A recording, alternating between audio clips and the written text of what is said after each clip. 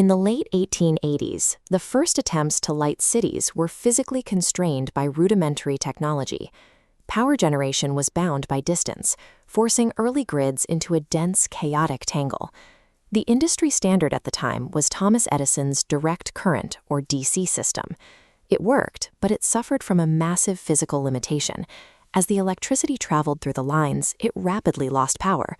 To keep the lights on, a DC grid required a generating station almost every single mile. Because the current was so inefficient over long distances, cities had to be strung with heavy copper wires just to carry the load. Electrification was quite literally choking on its own mass.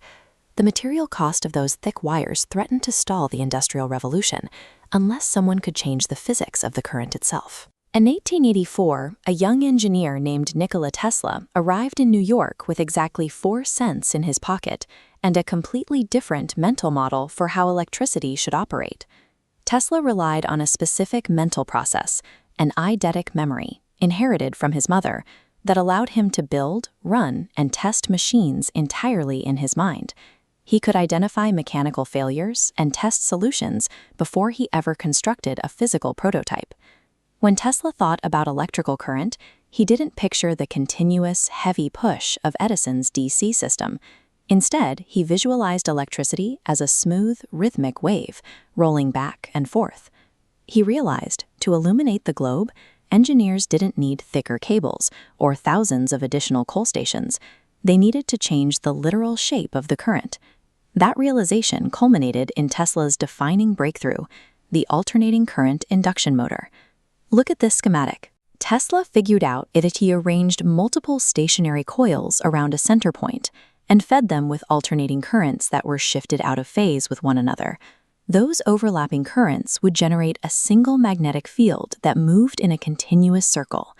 When you place a metal rotor in the center of that spinning magnetic wave, the rotor is compelled to catch up with it. It spins automatically. Because the magnetic field does the work through the air, Tesla eliminated the mechanical friction of moving parts.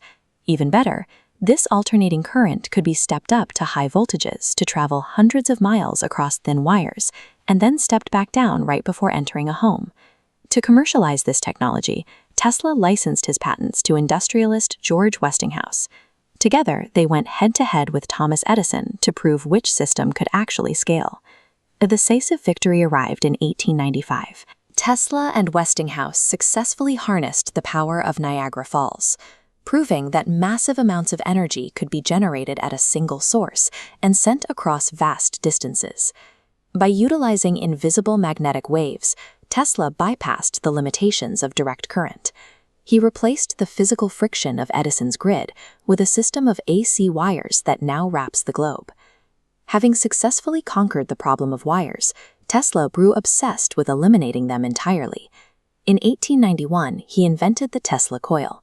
He designed this high-frequency resonant transformer specifically to study the transmission of energy and signals through the open air.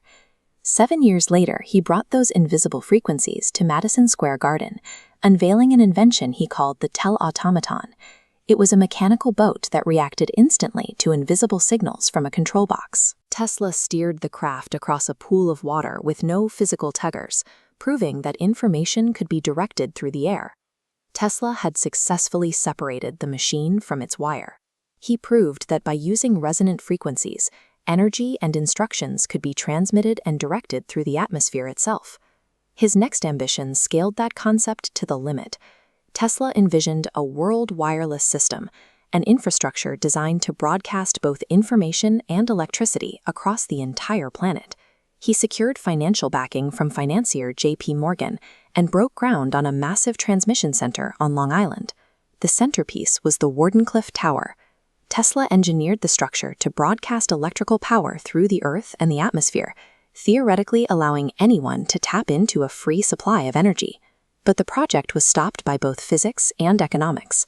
The transmission of non-radiative power across the globe was inefficient, and the concept of free energy terrified the investors who controlled his funding. Tesla's vision of a boundaryless world defied the economic models of his time. Morgan withdrew his support, the project was abandoned, and sold the tower for scrap. The man who designed the foundations of the modern grid spent his final decades in decline. In 1943, Nikola Tesla died bankrupt and alone in a New York City hotel room.